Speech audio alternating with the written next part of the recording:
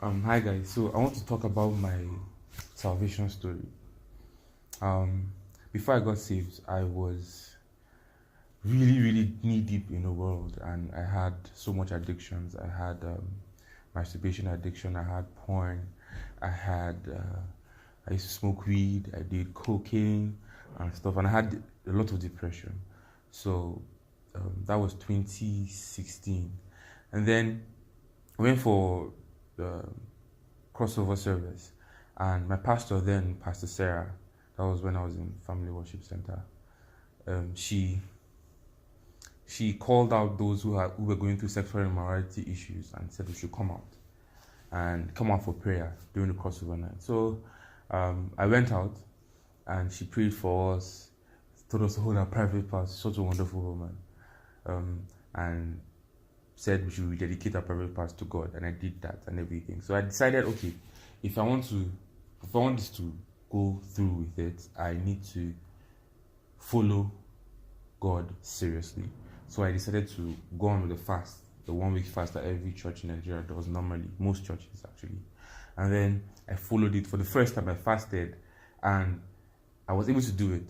And also I took other steps. I stopped listening to worldly songs. I stopped watching worldly movies. I stopped reading worldly books. And I just focused on watching audio messages, listening to audio messages, reading godly books, reading Christian books, and then listening to Christian TV. And funny enough, I realized that those addictions that were so hooked, I was so hooked on that I couldn't go a day without doing, I was free from them. And it was such a liberating time during that fasting time. And I realized, okay, I'm not going back. After the fasting ended after a week, I decided, okay, I'm not going back to worldly books, movies, and songs. I'll just keep on doing it, but I'll eat. And then I continued doing that. And the addiction started coming back a little bit. The desire started coming back. And then one day, I got home after church, and I started to read Good Morning Holy Spirit, right? And from the first chapter, the book by Ben Hinn, Good Morning Holy Spirit, really good book. After the first chapter, I was like, I want the kind of relationship he has with God. So I said, okay, I'll wake up around 4 a.m. in the morning and then pray and ask the Holy Spirit to reveal himself to me. So around 4 a.m., I tried to wake up, but sleep was too heavy. So it went on to like 5, and I woke up, I was like, okay, I need to do this. And I knelt down by the side of my bed, and I said, Holy Spirit, I know you're real. Please reveal yourself to me. And I felt like crying, but I went to a military school, Air Force military school. And then crying was like not a manly thing to do. So I was like, I can't cry. I sat down back on my bed. And then almost immediately, then I felt his presence leaving me. But now I realize he said in his word, he will never leave nor forsake us. So it was my unbelief that was taking me away from his presence. I was taking myself away from his presence. And I started saying, please don't go, please don't go, please don't leave me. In my room, all alone, around 5 a.m. And then I started crying. Serious tears. Like, I haven't cried like that since my father died, honestly. And tears and snot and everything. I haven't cried since secondary school. Just 1, just 2, just 3. Not cried since then, but snot, tears and everything. Like, I could almost not breathe because of how heavy I was crying, how heavy the tears were. And then, like a flash, you know how in movies when someone is dying, and then a flash of his life just passes through his eyes. That's the same vision I had. I had a flash of everything I had done that was sinful. Every time I smoked weed, every time I had done cocaine, every time I had masturbated, every time I had watched porn, every time I had sex. And there was one instance that I felt I committed a sin to God that was unforgivable. When I was schooling, my girlfriend then got pregnant for me, and we decided to have an abortion. So that abortion was like a point for me where I just withdrew from God totally. I was trying to probably hoping to get closer to God, maybe after everything, but then after that, I just drew away from trying to understand the Christian life and become a Christian, and I just drew away so much. When I came back home, when I graduated and came back home, my family is a really church-going family, so we used to go to church, and I would try to get up to worship God, doing praise and worship, but the devil just reminded me, you have blood on your hands, what are you doing? God is angry with you. And I'll just sit down and slump and just sit down like, So when I see people sitting down in church, sometimes I do not judge them and stuff because I knew that I was going through. Maybe they're going through what I went through anyway. So I just slumped back on the chair and I just felt so distant from God. I felt like He could never forgive me, and there was no need trying anyway. So when I had all those flashbacks, this became slow motion, like the remembrance of when I was in the abortion clinic, and she was in the clinic, she was in the on the operation bed, and I was at the waiting room. And after everything, I saw a vision of how it happened that very day. And then I heard the voice of God, and He said, "I was with you through all these times." And then, like replay, I saw these flashes again, and this time I saw a physical representation of Jesus Christ right there, like in form of light. Each time I did all of these things, and slow motion again to the abortion clinic. This time I was sitting down here, and like the door of the abortion clinic was there. That's the operation door, and the waiting room was here. And then I saw at that moment at the abortion clinic, I was so scared. I was scared for my life. I was scared for her life.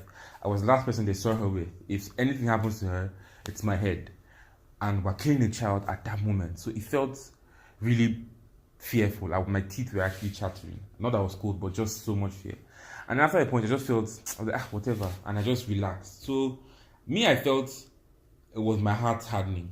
But then in the vision, I saw Jesus Christ coming this way. He did not even look at the abortion clinic, at the operation that was happening, just looking at me and administering to me His love and His peace. It made no sense to me, but I now realized why I was just so, okay, no problem.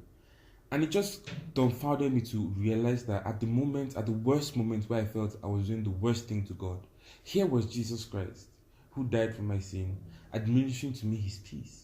So when I saw that vision, it just broke me. It broke me down. I was crying, wailing in my room. And I was like, I'm sorry, I didn't know you were there.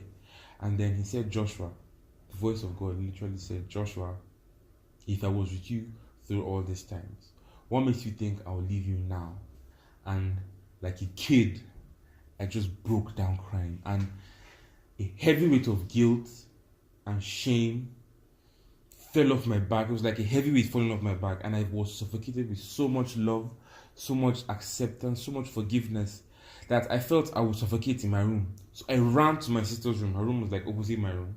I ran to her room and I burst in. I was screaming. He was there, and I was crying. He was there. These were tears of joy. But I was saying He was there. And my sister did not understand what was going on because I'm not a loud person. I'm a very quiet, reserved person. So my sister was like, Joshua, what's happening? And I was crying and I was telling her He was there. And she was trying to pet me. And she started speaking in tongues.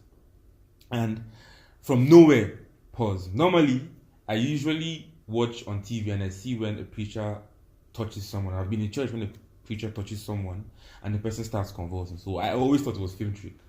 But then, from nowhere, this strong electric current picked me up and I was vibrating from the top of my head to the crown of my feet, to the sole of my feet. Like, I was literally vibrating, and my sister said she tried to hold me down, but I would have injured her, so she had to leave me. And I was just vibrating and shaking. It was like electric shocks, wave and wave upon electric shocks, but it wasn't painful. I felt love and peace within, but my body was just going haywire. I tried to control it, but the more I tried controlling it, the more I was going haywire. And I had never spoken in tongues prior to that time. And then I burst out in tongues. I didn't believe in tongues actually before then. But then I burst out in tongues and I was speaking, shouting in tongues. And it was just a wonderful, amazing moment. I can still remember how it was. This was around 5:30 a.m., January 15th, 2017. Like, I can remember like it was my second birthday, or my first birthday actually. It was just so much love and so much acceptance going through me. And after like 45 minutes, I calmed down. And then I explained to my sister what happened, and I went back to my room. And from that day till now, none of those addictions have happened to me. I've not smoked, I've not taken cocaine, I've not had sex. Actually, I'm married now, so I've had sex. But before I got married, I was celibate. I didn't have any of those urges because I was addicted to sex. I had stopped masturbating, stopped watching porn. Everything just dropped off like a log.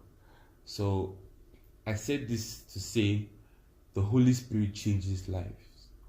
God changes lives. Jesus is still in the business of changing lives. Give Him a chance.